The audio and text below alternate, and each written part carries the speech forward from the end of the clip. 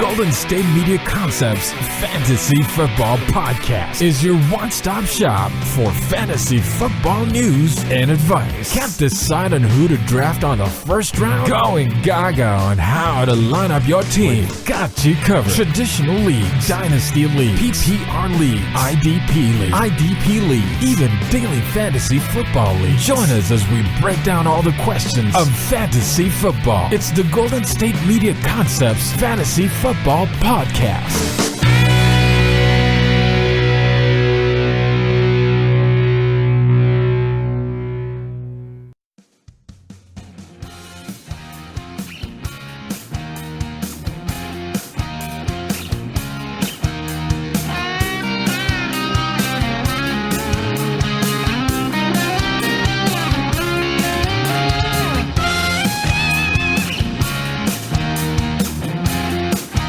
What is up? Welcome to the GSMC Fantasy Football Podcast on a Thursday today here.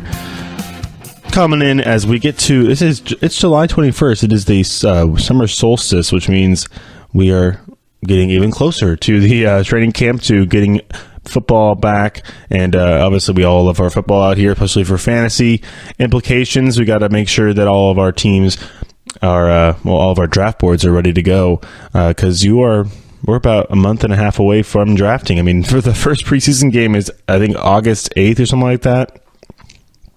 And then, that's basically by the end of August, you're going to have to start drafting because, I think I said before, I don't like drafting before at least week 3, week 4, in between week 4 of the preseason and the first game of the season, honestly, is when I'm going to be drafting because I don't like having to even sniffing a problem. Even week 4 of the preseason, when they don't usually play that many starters, usually week 3 is when you're going to see the bulk of the starters play for a longer portions of the game. But I don't mess around with that. I don't mess around with injuries. I'm messing around with anything. I want to make sure that all my guys are at least going to be healthy for week 1. So let's we're going to this show, like, if you see outlook for fantasy stars, like, what does that mean? Like, oh well, I think that there's some guys who are due to continue their success from last season, and then some guys that might regress a little bit from last season.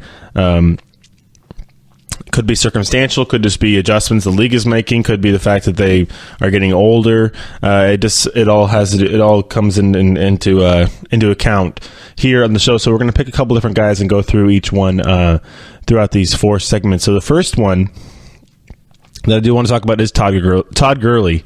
Todd Gurley is obviously a great product of the Sean McVay offense, it looks like, now that he's out of the mire that is Jeff Fisher. And Jeff Fisher's known as a quarterback killer, but I mean, the only running back to ever have like full great success under Jeff Fisher, maybe Steven Jackson, I think, when they were in St. Louis.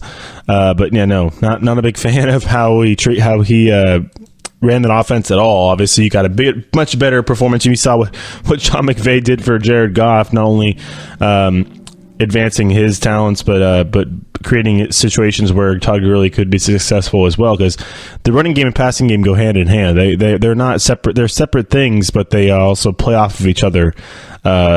Extremely important that they do that. If I could speak clearly, it's important to do that, and it creates holes and open areas, and you can get the defense off balance. So Todd Gurley is one of those guys where I don't know. I mean, is he going to continue what he did last year, where he was honestly had an MVP stolen away from him because of Tom Brady's Tom Brady-ness? And the fact that he's the GOAT, what everybody wants to say. So Tom Brady gets his MVP, and quarterbacks, we all love our quarterbacks, so they get the MVPs in this league. But I think that Todd Gurley was definitely deserving. Got the Offensive Player of the Year. I think he did get that. So we'll hand it to him there. But one award short in my mind. Not that it really MVPs are whatever. There's hundreds of guys in this league, and you really pick one. You say one guy had a better year than everybody else. All of those other guys in the league, I don't know. That much, like, it's incremental how much better you do. And yeah, stats or whatever. Stats are stats. But Todd Gurley he's a game changer. He's a game changer. Sets the tone for an offense. You can hand him the ball early. He'll ground and pound, wear out that defensive line. Then you run the play action. You have plenty of open space for your young quarterback. So whether they're going to adjust to him this year, they're going to put more guys in the box and really put the pressure on Jared Goff. I think the Rams might have a tough time this year. I think that they're going to regress a little bit, not too much. They're already just too talented. They have too much talent on that team. But they have changed it up a little bit. Obviously, the defense has made changes.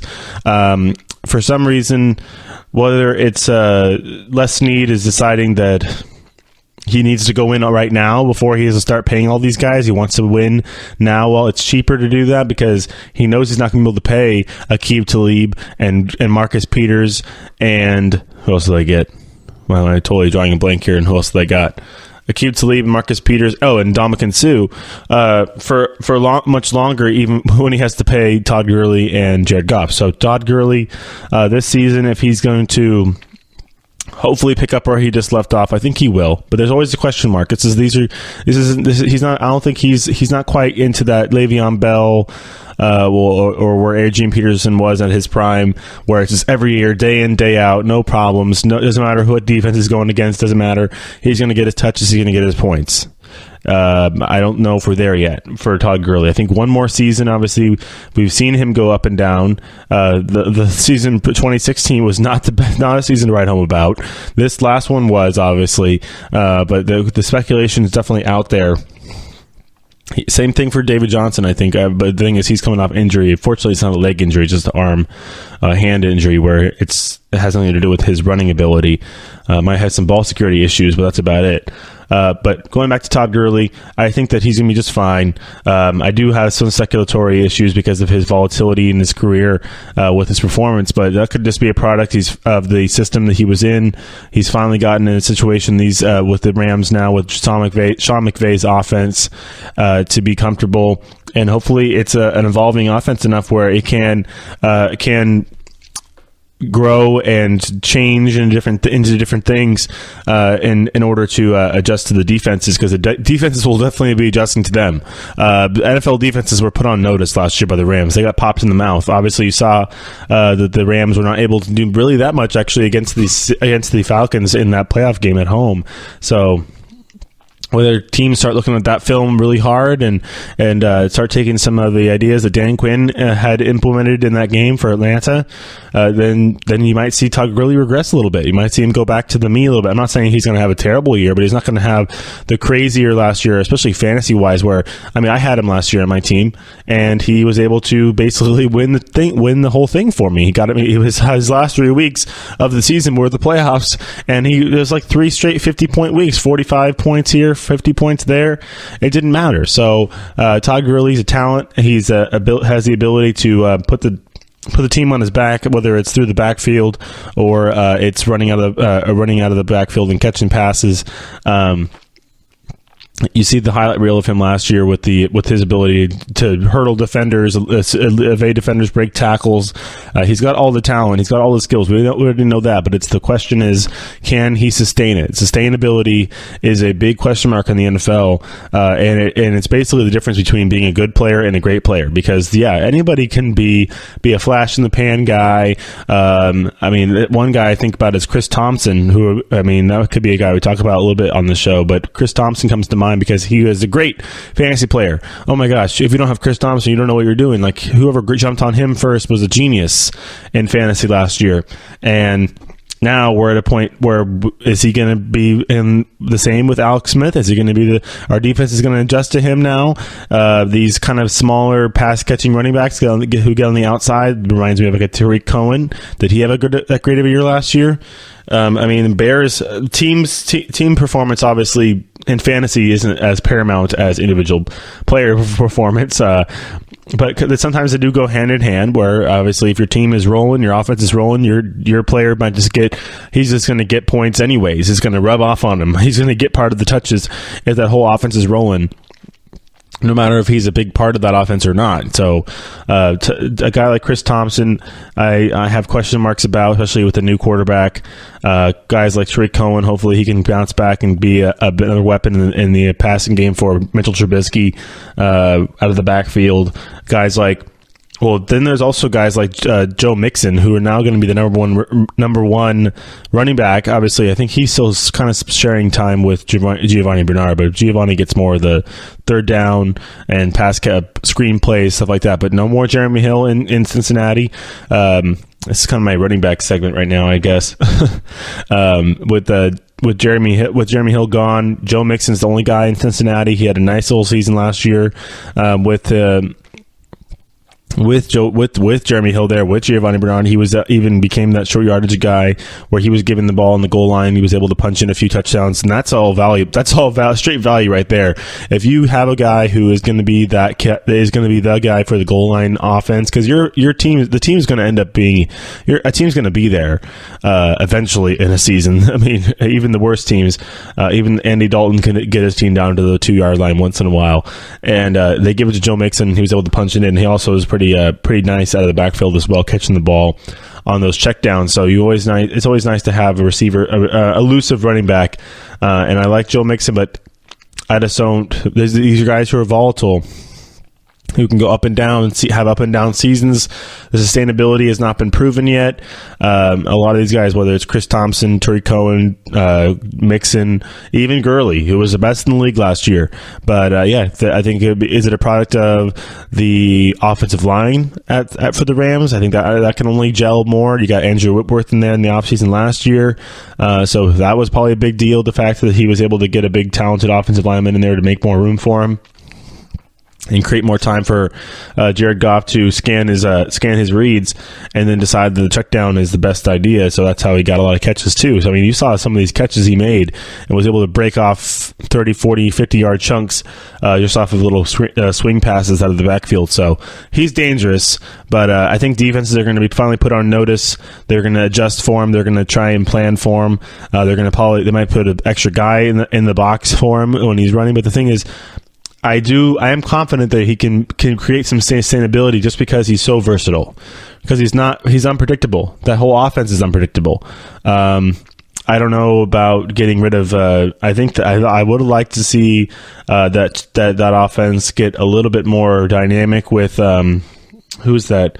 Tavon Austin. Obviously, Tavon Austin is no longer on the Rams. I would like to see that offense get a little more dynamic, maybe become even more unpredictable with the Tavon Austin, but they felt like he was too rich for his that contract that they gave him when Jeff Fisher was there, which is too much. So the Rams said bye-bye. But yeah, so now it looks like he's on the Cowboys now, but still unpredictable. You still have some good weapons on the outside. You swap. Well, Sammy Watkins goes. They still have Robert Woods and Cooper Kupp on the outside there. So plenty of various places for Jared Goff to go with the ball. We're talking about the Rams a lot here, but that's because Todd Gurley will get his volume, but will he be able to find the same room that he did last year? Our defense is going to change. I think he's going to be fine. I don't know if he's going to be as explosive as he was last year. I think there's a lot of their schedule. They're playing first place schedule this year now. I mean, looking at the Rams' schedule, I think that obviously playing in the NFC West now, you're going to go in against the Seahawks team who still has some talent on the defense, obviously, and then the Niners, their front eight is going to be one of the better ones in the league pretty soon here because that's all they drafted basically. You had DeForest Buckner, Eric Armstead up front there. Basically all the guys they've drafted, Solomon Thomas as well. Those last 3 first-round picks are all in the front, and they're all really good, especially Buckner. They're supposed to be really good this season. But looking at the Rams and Cardinals, can't knock the Cardinals. Got the sack leader on there too. Chandler Jones knows how to get in the backfield. Looking at the Rams, they got to play Minnesota this year. Unfortunately, at home for them. They play Minnesota at home. They play the Packers at home. What kind of scheduling is that? I'm sorry. They play the Saints on the road. There you go. Got to play the Saints on the road. The Rams get the Packers and the Packers. They get the Packers and the Vikings at home. Sorry, I'm going to fanboy a little bit here with the Niners, but the Niners play both those teams on the road. That's not very nice. They're trying to get Todd Gurley to be good in fantasy again, aren't they? Which is great because if it's a keeper league, I'm going to keep him, and he's going to be fine for me anyways. But I just have too many question marks right now. I'm speculating about Todd Gurley, and I think he's going to be just fine because that offense is so dynamic, and it's going to put defenses on their toes, obviously, and probably on their heels a little bit as well. But it's just too many variables to just put him there automatically as a running back who's going to blast off again this season. Too many variables, and he needs to show. This is his year, basically. This is his show me year. Last year was here's what I could do. Well, I mean, last year was a show me year too, but this is a really show me that you could do it again year, and show that sustainability that's so necessary in the NFL that you've seen. We've already seen, technically Zeke has already shown it because he had such a great rookie year. And then he bounced back even last year. He had put up some good numbers when he was available. So you've seen it's possible for a young running back to do it over and over again. I think Zeke, I'm pretty confident about him this year too. All right. Well, we'll come back and pick another player. We'll probably have to do a different position because we did a bunch of running backs in this segment. So we'll do a different position, and we'll bounce around all of our top fantasy positions as we go through the show today. So everybody stay tuned. After these messages, we'll be right back.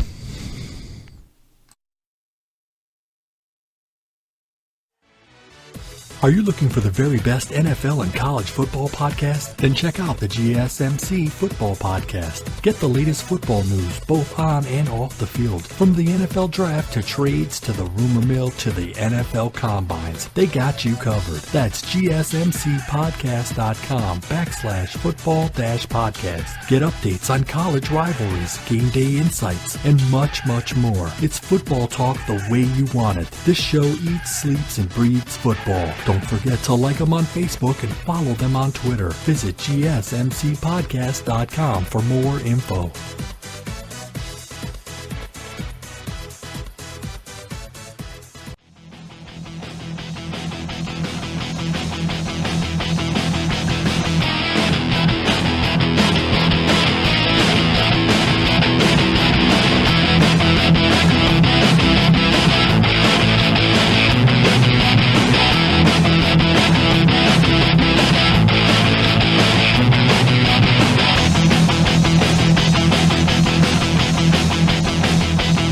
All right, welcome back to GSMC Fantasy Football Podcast on a Thursday here today.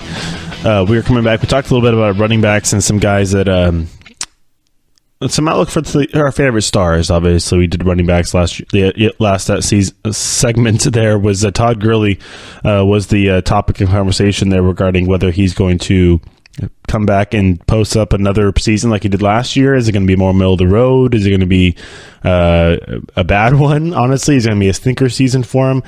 We don't know. So as expected that he's going to be fine. That team is just too dynamic. That offense, the coach, everything is pointing in the direction where he's going to be just fine. The only thing is that, like, defense can make adjustments, and their schedule this year against some tough defenses, like with the Vikings and the Saints. So obviously, even in their division, they play against some tough defenses as well. So can't just count it automatically, guys. We gotta go through the season. So yeah, they play the Broncos on the road. They play the Bears on the road. Cardinals, obviously, Lions. The Rams, their schedule isn't as hard as I thought it would be. Honestly, all their tough games are at home. This doesn't mean, I mean, just helps a little bit the fact that you're playing at home. Niners, they got to go to.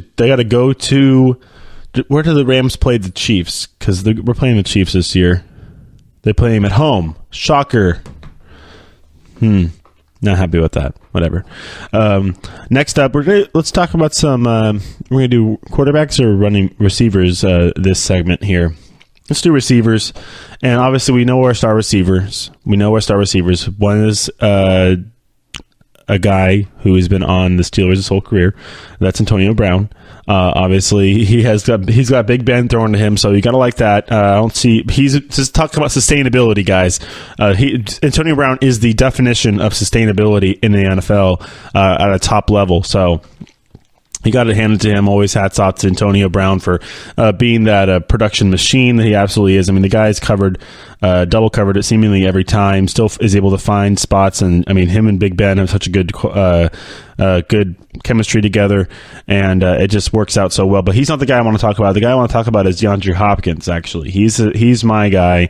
He is somebody that I think is going to have a big season this year, mainly because of the fact that it will have Deshaun Watson the whole season, hopefully. Knock on wood there, but DeAndre Hopkins with Deshaun Watson versus without Deshaun Watson almost put the exact same numbers. He was still just fine in fantasy, at least fantasy wise. I don't know. The Texans weren't fine, winning games wise, but he was just fine fantasy wise. Got his touches. PPR machine is great in possession situations where it's just catching the ball, going down, getting a first down, moving the chains, creating another opportunity for him to get a big play. Great in the red zone. Obviously, we know his ability to go get the football on those jump balls in the corner of the end zone. He's got great awareness in the field with his feet. Is able to really. I mean, this is a guy who he thinks he's the best receiver in the league, and he dang might will be because he doesn't have Big Ben throwing to him yet. I mean, who knows? We might see Deshaun Watson be the next second coming of a guy. No, I'm not comparing him to Big Ben yet, but honestly, the qualities are almost similar. He's got Big Ben's not quite as mobile. You're going to think as Deshaun Watson, but I think these days now with coming off the second knee injury, Deshaun might have to take his game and really model it off Ben, where he's not going to be running as much, but he'll be using his legs to extend plays in the backfield, where he's going to still be keeping his eyes on the field and throwing the ball getting the ball down the field versus running it by himself and putting him out there for more. I'm not saying he's not going to scramble at all. He will. Ben scrambles himself too for positive yardage. But what you could see there is the touch ability. If you get Big Ben, not only does he have the ability to be elusive in the pocket and move around and use his weight to kind of shut off defenders, but he's got some of the best touch you'll ever see. And if you can get a guy like who's as talented as Deshaun Watson do that. I mean, you saw the guy put up 19 touchdowns in the 6-7 games he played last season. DeAndre Hopkins is going to be the main benefactor from that. So I mean, size wise, Deshaun's not small. He's about the same height as Big Ben. Maybe Ben's got a little bit more poundage on him. It's a weird comparison, I know, but I think with that knee injury, it's going to force him to stay behind in the pocket some more. It's going to force him to really just move in the pocket, recenter himself, get a new launch point, and then fire the ball down the field versus trying to make plays with his feet when it comes to running the ball. For positive yards. I mean, yeah, you'll see that. You see Dak do it when it's absolutely necessary, but you also don't want to force anything, especially when you're coming off an injury like that. But DeAndre Hopkins, getting back to who we're actually supposed to be talking about, is going to be just fine. He's going to get his touches, like I said. He's got great hands in the ends in his tight areas, ripping the ball away from defenders. The only question I think for him is the fact that is he the only guy? Is he the only guy that defenses are going to have to worry about on that team? I know they have who's there? Lamar Miller is their running back. I'm not really even thinking about who their tight end is. Or I mean, we looked at the Texans depth chart here, but I think DeAndre might have an issue with being double covered. He's got the ability to get away from that for sure. But I mean, him and Watson need to just get on a page where they can be as on the same level as Antonio Brown and Roethlisberger. I mean, Roethlisberger, literally, I think he just looks at him. When they say defense, one-on-one coverage on the corner where they have safety moving the other way, he can look off the safety on the top of those plays sometimes where he just chucks the ball down the field and it drops right in the breadbasket of Antonio Brown. He just looks at him. I think they talked about it. He's like, yeah, I really don't really have a hand signal or anything. I just kind of look over at him. They just have a telepathic through the eyes, like, yeah, buddy, run, go, run. So if obviously Deshaun is another guy, we'll probably talk about him some more in the next segment when we do our quarterbacks. But for DeAndre Hopkins, I think he's going to help Deshaun more than Deshaun's going to help him because of his ability to just go get any pass and go get the football and to be open. So he's a great target, obviously, to throw to on those stop routes. Has great timing. So the more and more chemistry, the better for DeAndre Hopkins. You still saw the numbers he put up with Tom Savage last year after Deshaun got hurt, but We don't want to see that this year. We want to see Deshaun play all year. We want to see the Texans be good again, because they can be. This team can be very good, honestly. I know they just had some turnover in the front office, but they still got Bill O'Brien up there. They're the quarterback whisperer. Obviously, when he was working with the Patriots, he got that monkey or that name. But if you can keep your defense healthy with J.J. Watt, that's just more opportunity for Hopkins. The more times they have the ball, the more times they can throw the ball to DeAndre. And I think that he's probably he's the number 2 fantasy receiver for me right now, by very easily the number 2 fantasy receiver. Basically goes him, Antonio Brown, and then DeAndre Hopkins right after, like 1A, 1B almost, because I just think DeAndre he's finally got his quarterback. You saw what they could do with each other when Deshaun Watson was healthy. You saw what they could do. He obviously goes down, and he still puts up some decent numbers with Tom Savage. So you can see that he can carry the team himself. Victories are different. Getting wins are a different story. But, I mean, the Steelers have had trouble with that. They've had trouble winning in the playoffs. So, I mean, their defense obviously did not help them out at all last year. In that game against Jacksonville. But, I mean, this year, it's a whole clean slate, folks. It's a whole clean slate, and hopefully all our injury guys are going to be just fine. We'll probably do quarterbacks in the next segment. There's a couple of guys that are coming off injuries that are we just talked about, like Deshaun Watson, and their knee injuries. I mean, that's the problem. I think Deshaun and Carson Wentz is who I want to talk about. But we're talking about DeAndre Hopkins here. We'll get to I'll save my comments on the quarterbacks for the next segment. But with the receivers, a couple other guys fantasy wise that I do like, but I'm still kind of on. I'm just like, wait and see. Like, I'm not really like all in like I am with obviously Brown or Hopkins. One is Robinson, Allen Robinson he's now in Chicagoland. Number 1, young quarterback. Number 2, coming off of a injury. Number 3, cold weather. Going to run the ball a lot, probably, at least to start out the season. Tough for a young quarterback to drive the ball through that cold weather there in Chicago. Also, you play in the NFC North, so you're going to play in Green Bay. Well, that's about it. In Green Bay, the other 2 places are indoors, so you're okay.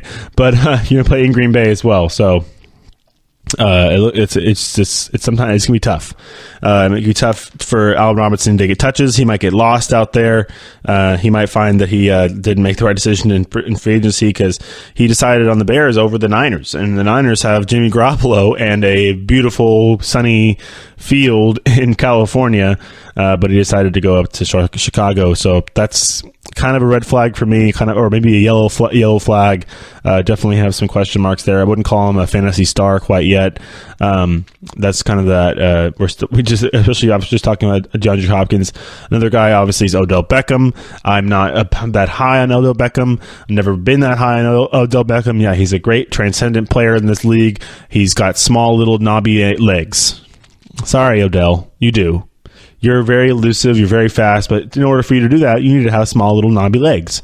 And they are injury prone, and they've already been injury prone. And the fact that you had to miss all last season, maybe that's the fact that because we're just like, no, screw it, let's just pack it in. We'll come back next year. I don't want to have to worry about a nagging injury. Sure, if that's the case, great. Honestly, I love that, because the worst thing you want to do is rush back, and then all of a sudden, this first week 1, you're like, oh, why did I come back in week 15 last year when we were out of the playoffs and mess up my ankle again or tweak it again? Now it's been tweaked all summer long, all off season, and I still can't get it right because I tweaked it bad again. No, so let it get fully healthy, like you did, and be just fine this year. My only problem is I would have loved, obviously, yes, I think some of his touches are going to be taken away by Saquon Barkley. I wanted the Giants to take quarterback. I wanted the Giants to take Sam Darnold. I thought Sam Darnold would have been great. We're learning under Eli Manning, and it would have been a great handoff. Here you go. There's Sam Darnold. Here's a great receiver for you, a nice up-and-coming tight end for you. We'll find a running back later. Running backs... Yeah, I love Saquon's great. Saquon's great. But I just talked about a guy last segment who should have won the MVP last year, probably, as a running back. Didn't win because he's a running back. And I don't even know if he's going to have a season like that next year because he hasn't shown us anything. Saquon Barkley hasn't shown us anything. At least Todd Gurley's put up a couple of seasons of numbers, but we haven't seen anything for Saquon. Nothing. We looked at his stats last show and seeing how they transfer from the college level to the NFL level.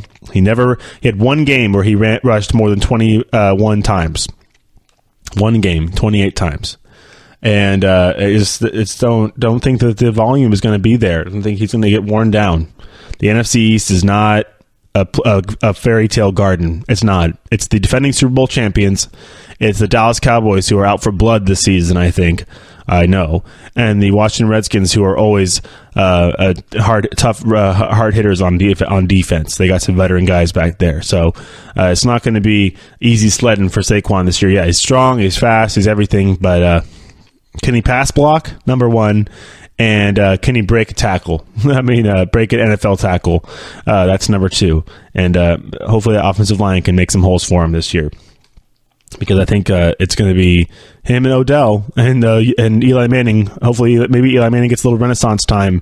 But Odell Beckham, fantasy-wise, there's at least three guys I'd take in front of him. Obviously, Antonio Brown. We just talked about DeAndre Hopkins, and I think Michael Thomas, I take him first. I take him ahead of there because I think Michael Thomas, if anybody's going to, hopefully Saquon does well, and you can have Odell Beckham benefit from the play-action passing game. But if anybody's going to really benefit from a play-action passing game, it is Michael Thomas on those in-cutting deep routes when you have, Alvin Kamara back there, who's already proven himself. And he's obviously the first 4 weeks it's just going to be Alvin Kamara, and then Mark Ingram will come back, and it'll be that dual-headed monster, 200 monster again, the dual running backs for the Saints again. All right, we went over a little bit on this second segment. We'll come back and talk about some quarterbacks on the other side, so everybody stay tuned.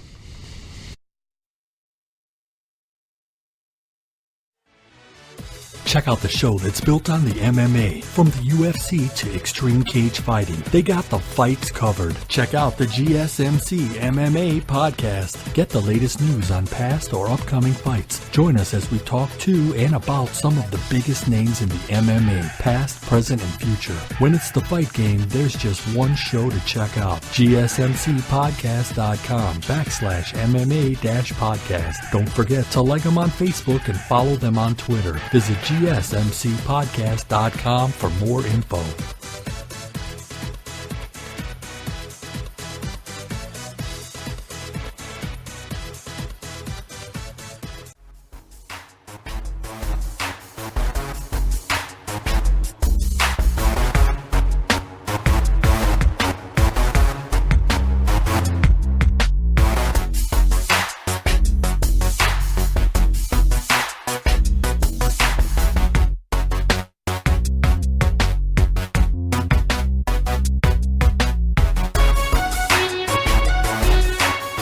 All right, welcome back to GSMC Fantasy Football Podcast on a Thursday today. Here it is June 21st, the summer solstice, which just means we're closer and closer to the NFL season, which I wish, can we just move it up?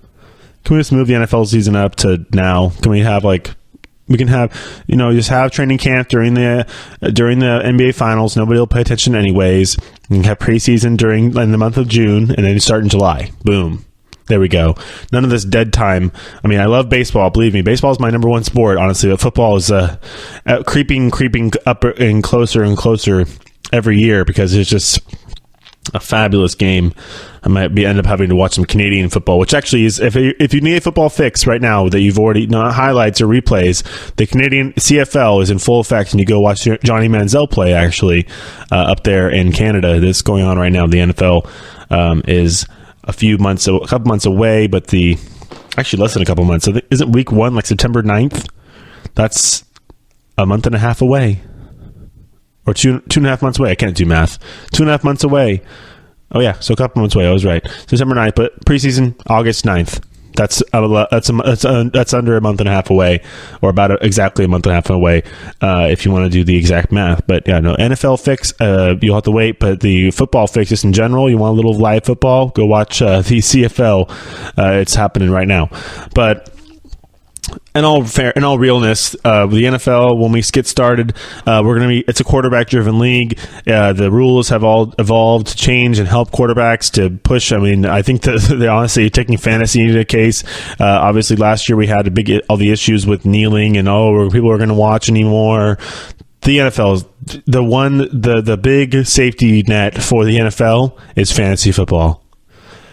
We love to put competition on things. We love to watch. I'm a Niner fan, but I don't just watch the Niners every week. I'm not going to make, okay, Niners play at 1 o'clock. I'm watching the Niners from 1 to 4. That's all the football I'm going to do. Maybe a little post-game, a little pre-game. Nope. I'm watching football all the time. Got any game. I mean, that's the beauty of the NFL now. It's baseball, basketball. It's all local. It's all local TV. So if you're a Giants fan, you live in San Francisco, Northern California, you're getting the Giants or the A's. You can't watch, I mean, unless maybe you have MLB Network and you're going to watch the Yankees or something like that if they put them on, which is basically the only team they put on there. But if you are a football fan and the Niners play at 1 o'clock, you got 2 games to watch before that. CBS has the 10 o'clock game and Fox has a 10 o'clock game.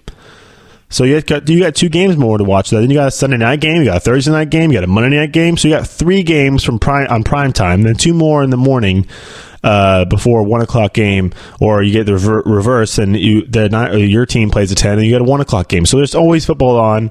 There's always other teams on. You can watch all your favorite fantasy players. You got the NFL Red Zone channel, which is the greatest thing ever created, because we all love scoring. So why would we want to watch all the scoring plays or all the scoring opportunities from the Red Zone?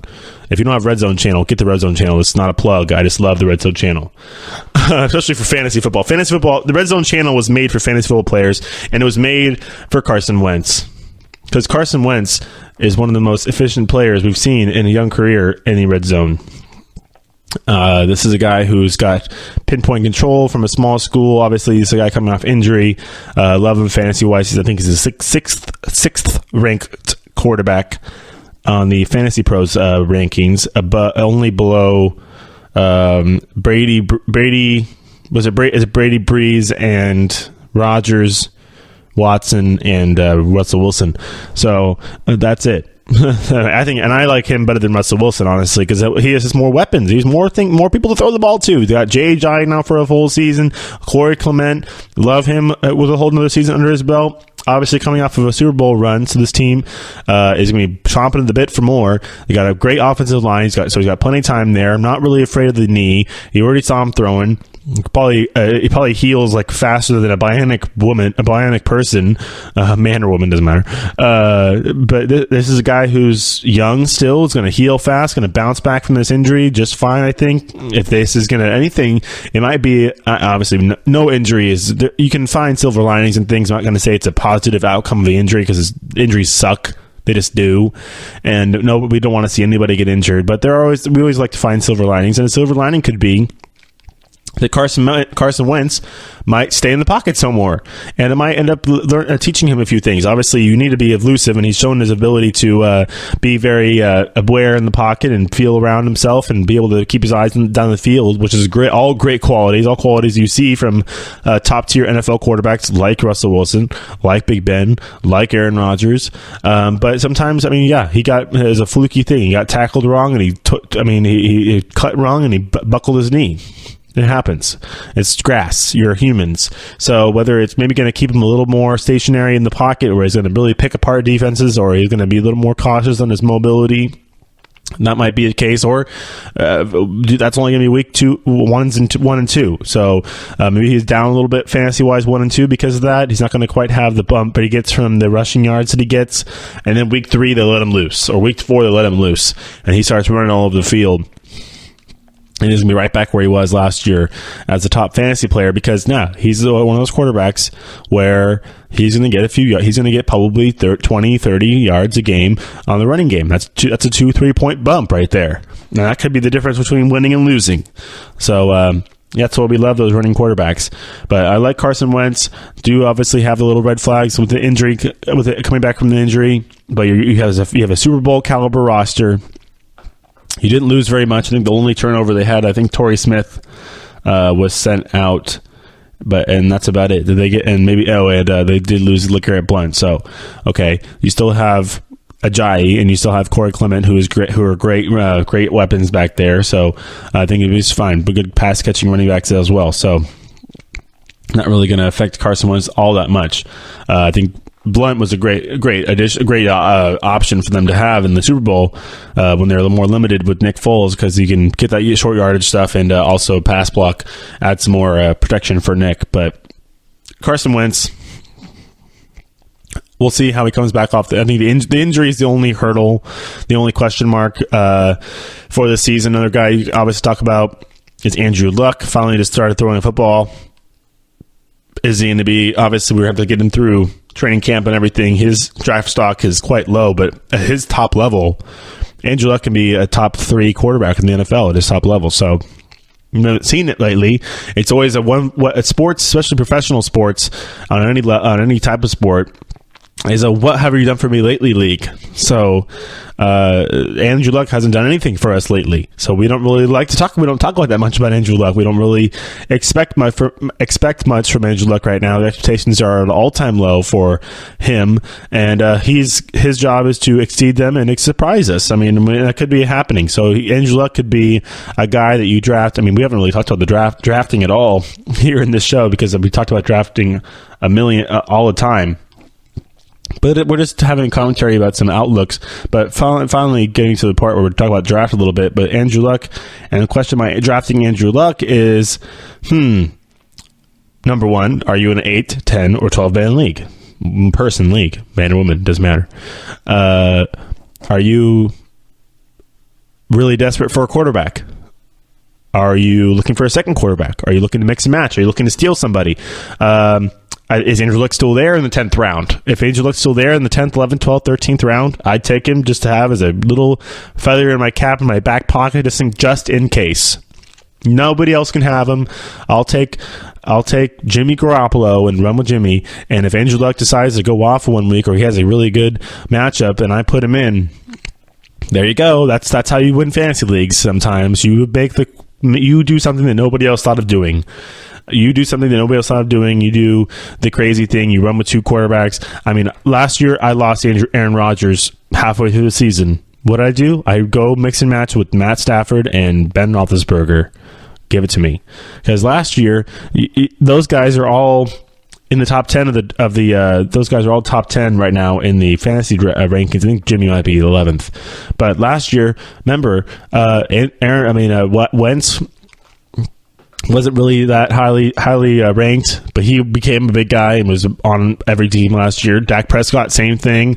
Matt Ryan. There's some guys last year that had big years that might not necessarily be as high on the rankings anymore. Derek Carr, hopefully can bounce back and have another year. Fortunately, in my team, I think I've said it a million times on the show, but nobody picks Derek Carr except for one guy on my league because he's a crazy Raider fan, so he picks basically all Raider players, which he can do.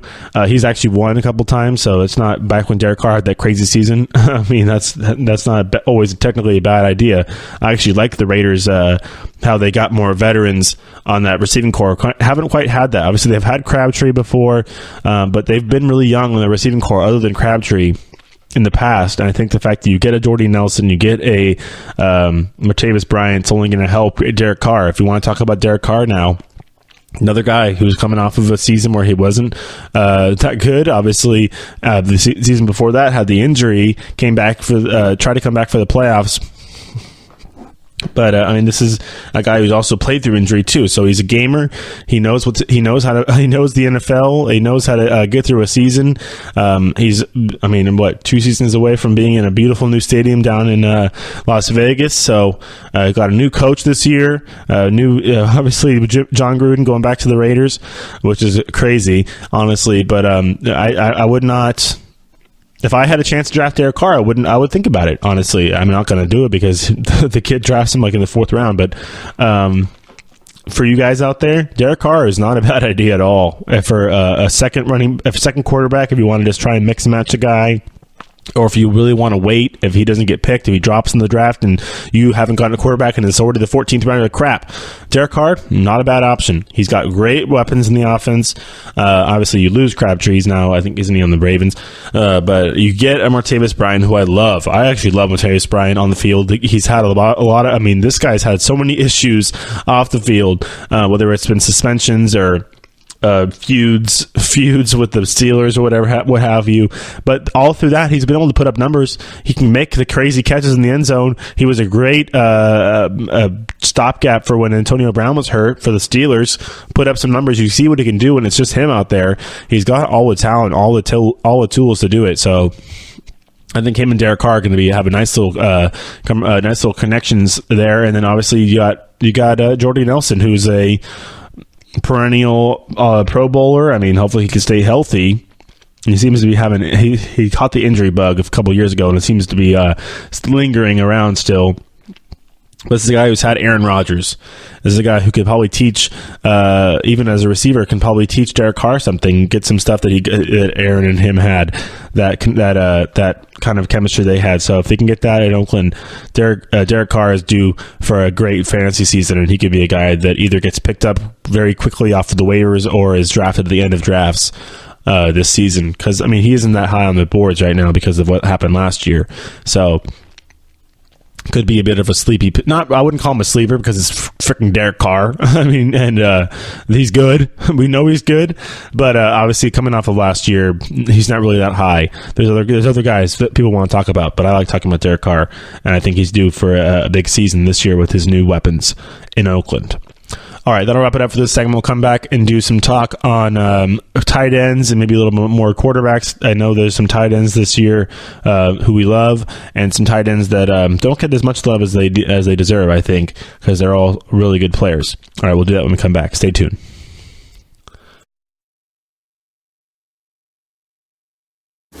Check out the show built around the women of MMA. From the UFC to the extreme cage fighting, we got the fights covered. Listen. It's the Golden State Media Concepts Women's MMA Podcast. The latest news of upcoming fights, discussions of previous matches. Join us as we talk to and about the biggest names in women's mixed martial arts, past, present, and future.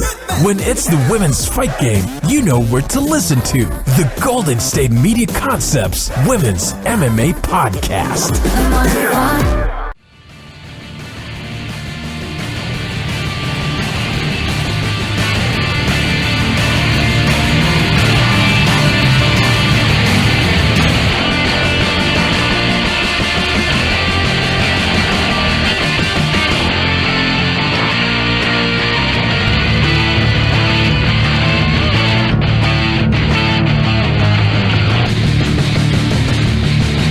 All right, welcome back to GSMC Fantasy Football Podcast on a Thursday. Today, here, final segment with yours truly.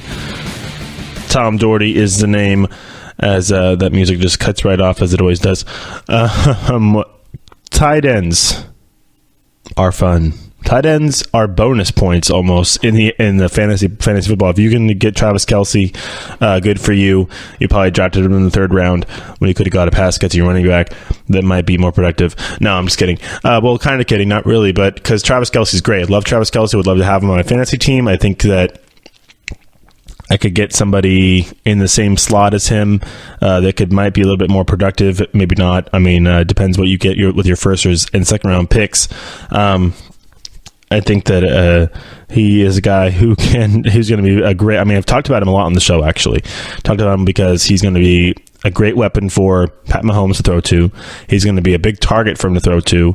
He's going to be open a lot, probably, because they have other guys on the other sides of the field who are going to be quite dangerous, like Tyreek Hill, and obviously they have the running back with Kareem Hunt. So he can set the tone. I mean, this Chiefs team honestly is destined. They're ready to roll again. That was what a pick by Andy Reid. You have a guy from Texas Tech, wasn't the biggest name, wasn't the Jared Goff, wasn't. I mean, this is last. I mean, this is wasn't it last year they picked him? He was waiting for 1 year. So Jared Goff was the year before that. right? I don't know. Okay, I'm gonna check the draft, but he was picked when he wasn't the biggest name, and they traded up to get him, actually, and they traded up and they wait 1 year, and now they ship off Alex Smith and actually get a nice little piece back for him, who they got as that, I think it's a cornerback they got for him, but they just keep on rolling there in Kansas City. You got to give him credit. You got Andy Reid there, who obviously the great offensive mind. He's another guy who works with quarterbacks extremely well. I love this offense. I think that they need one more actually, they got Sammy Watkins, so here's your piece on the outside to at least draw a defender.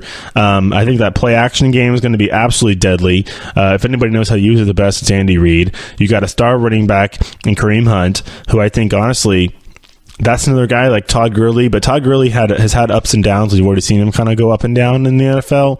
Kareem Hunt's only gone up. Obviously, he went up at the beginning of the year last year, then he kind of came down at the end of the year. So whether he's going to pop back up again this year, I mean, we've already had comments about people saying that he's one of the better, if not the best running back in the league right now. I think that offense can just be so balanced. What you can do with Tyreek Hill and his speed on the end arounds, I like Tyreek Hill as a fantasy player for so many reasons. Not only in PPR, I mean, especially he's probably a great not PPR weapon to have in a wide receiver position. Takes up a position in wide receiver. You're not really looking for that much volume. You don't really care about the volume because you're not PPR. You don't have any bonuses from just straight catches. You need yards. Yards. And Tyreek Hill can put up yards, and he doesn't have to put them up with just catching the ball. He can also get it out of the backfield, and I think they're going to run a lot of those end arounds, a lot of jet sweeps, a lot of end arounds, a lot of misdirection with him and Kareem Hunt, especially another year with Kareem Hunt of the offseason to work with him. You got obviously young quarterback trying to put him in a position to succeed as most as possible with Patrick Mahomes. We talked about Travis Kelce. That's really supposed to be the big, but he's the security blanket. Him and I guess Kareem Hunt technically would be. He's a pretty young security blanket, but Travis Kelce's the veteran. He's an older statesman now on that team with Alex Smith gone. You obviously got Sammy Watkins out there. Hopefully he can turn it up and be a productive player for the Chiefs as well. But I'm trying to see who that running. Alex Smith got traded for a good little corner, but just Travis Kelce's gonna be such a weapon. The seam routes, little out routes. I mean, Mahomes can make every single throw. The guy's got an absolute cannon. He can make absolutely every single throw. There's no question about that. He was Kendall Fuller. That's that cornerback. So that's a good little return there for Alex Smith along with that third round pick. But was it in this year's draft?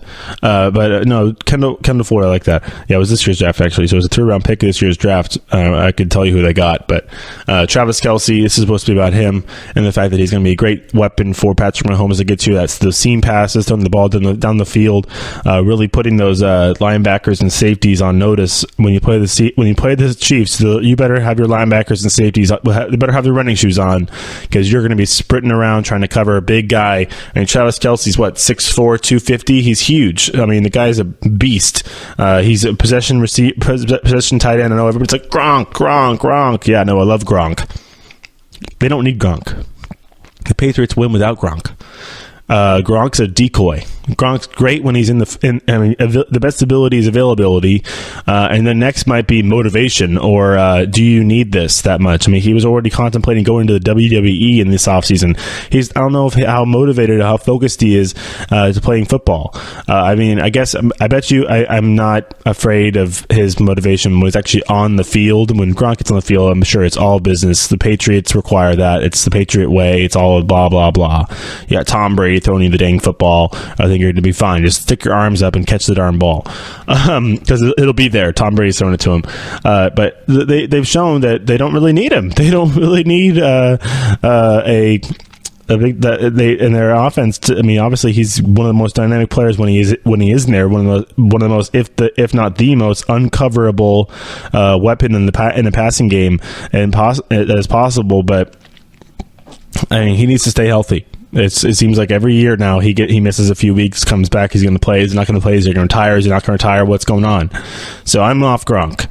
Yeah, I love him. But fantasy wise, you don't like somebody who isn't regular. How about that? I mean, at least if he's injured, tell me he's injured so I could just drop him or put him on my bench or put him in IR. But it seems like with Gronk, like he's questionable every week or he's probable every week, and then he doesn't play. He's like, oh crap, I didn't wake up early enough on Sunday to change my roster. Now Gronk's in there, he's not playing. There goes the roster spot. I could at least got like Jack Doyle and put him in there. Actually, love Jack Doyle, by the way. Great little sleeper tight end. Had a great year last year on a bad Colts team. Imagine if he has Andrew Luck thrown to him. Jack Doyle for tight end. I mean, sleeper tight end. Also, I mean, Evan Ingram's a big guy up there I would take. There's tons of talent now in the NFL in tight end. They're going to put up numbers. Zach Rudolph. Might be afraid of him because of volume. There's other guys to throw to, so maybe not Zach Rudolph, but I love Zach Rudolph. Obviously, we talked about Travis Kelce. Jimmy Graham is in Green Bay, and they don't have Jordy Nelson. Basically, it's Jimmy Graham. The guys that Aaron Rodgers is going to throw the football to this year are Devontae Adams. Great. I love Devontae Adams. Also, you probably should have talked about him a little bit more in that that second segment when I was talking about DeAndre Hopkins. I think Devontae Adams, I honestly, quarterbacks got to throw the ball to the receivers. I totally flubbed on that. I might throw Devontae Adams in front of Odell. I might have Devontae Adams my fourth best receiver in the NFL. Maybe third. I might slide him in front of just because of the quarterback. Yes, because of the quarterback, because there's no more Jordy Nelson. He's going to become the number one receiver. He's got the most talent. Randall Cobb is getting some miles on the wheels there. Jimmy Graham's, is going to be great. I'd throw Devontae Adams up there with anybody. I think he's right there with Michael Thomas.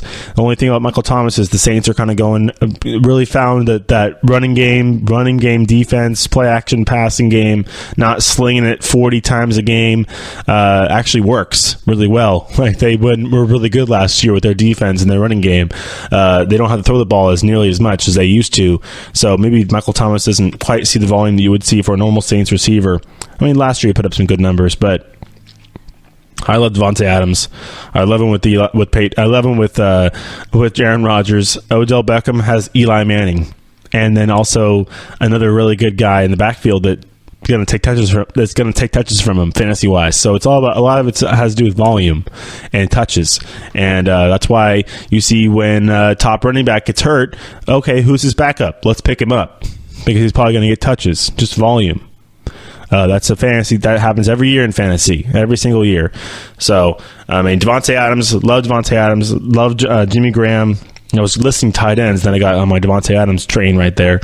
But, I mean, yeah, other than Gronk, you have a lot of options. Evan Ingram, Zach Rudolph, Greg Olsen's not my favorite. He gets hurt a lot too.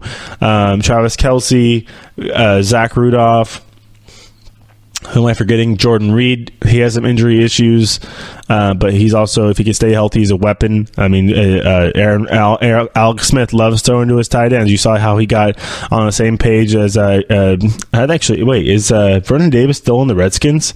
Is that a reunion in Washington? Alex Smith and Vernon Davis making a reunion in Washington. Hold on, hopefully, please Vernon still be on the Redskins. People change teams so much. He's still on the Redskins. Great, love it. Alex Smith is gonna. Jordan Reed, I love you too. You're a great tight end. I've drafted you in fantasy. You disappointed me by getting hurt before. But your backup's Vernon Davis, and Vernon Davis and Alex Smith are buddies in their chemistry. And Alex Smith has thrown two gigantonormous passes to Vernon Davis back when they were with the Niners. Unfortunately, Kyle Williams had other thoughts when it comes to actually getting to the Super Bowl that year. Don't get me started on the 2012 playoffs. In that game against the Giants, we would have handled the Patriots in that Super Bowl. But yeah. But Vernon, no, I like Vernon too, even as a backup. I think he's still got some wheels. He's a veteran presence. He put up good numbers. He had a couple of really good games in last year when Jordan Reed was out, or Kirk Cousins. Alex Smith knows him. They have great chemistry, so can't knock that. But I mean, obviously he's a guy in front of him in the depth chart. So Jordan Reed, I do like Jordan Reed too. You got O.J. Howard down in Tampa Bay, Austin Hooper in Atlanta. Two young guys who I think are going to get better and better every year when they get more experience under their belt. So there's two more tight ends you could think about. I don't know. Colby Fleener, Tyler Eifert's coming back off injury as well. At least tight ends get hurt. They get banged around because they got to block. They got to go out and pass. They get rolled up on. These guys, the tight end's not the easiest position in the NFL. It's a rough and tumble position. But I'm trying to think of some more guys out there as well. But I mean, I named out most of the big ones. Those are the big ones right there. Other than Gronk, a lot of these big teams, obviously, like Zach Rudolph, they have other. I see Zach Rudolph. Zach Randolph is a basketball player. Kyle Rudolph, there we go. Kyle Rudolph, the tight end for the Minnesota Vikings, is going to have to share touches, obviously, with the two big guys on the outside. That's Thielen and Diggs. And also they have some pretty good running backs as well. So I mean that Minnesota offense is stacked as well. But I mean, when you are in the red zone and those receivers, they run in a room and they can't really get open. You got a big, tall tight end who can go up and get the football in a jump ball scenario or in a tight spot scenario. That's what Kyle Rudolph's for. That's what tight ends are for. That's what Jimmy Graham's for. When it comes to Aaron Rodgers, I can't wait. Jimmy Graham, honestly, I'm going to take Jimmy Graham early this year. I think him and Aaron Rodgers are going to go off. I think he's going to finally get a big. Look what he did with Jared Cook. You think Jared Cook and Jimmy Graham are the same?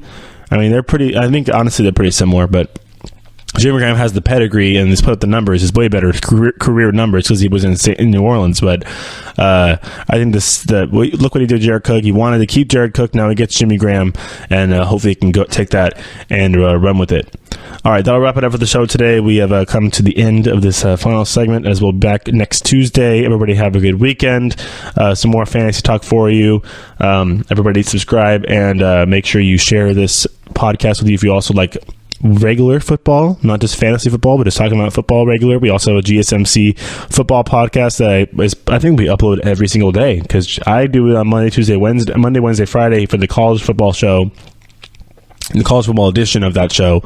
And then I think Jesse also does it every day with some NFL talk. So go over and check out the GSMC Football Podcast when you're done with this one. So everybody have a good weekend. We'll be back on Tuesday, and we will talk to you later. Bye. You've been listening to the Golden State Media Concepts Fantasy Football Podcast, part of the Golden State Media Concepts Podcast Network. You can find this show and others like it at www.gsmcpodcast.com. Download our podcast on iTunes, Stitcher, SoundCloud, and Google Play. Just type in GSMC to find all the shows from the Golden State Media Concepts Podcast Network. From movies to music, from sports to entertainment, and even weird news. You can also follow us on Twitter and on Facebook. Thank you, and we hope you have enjoyed today's program.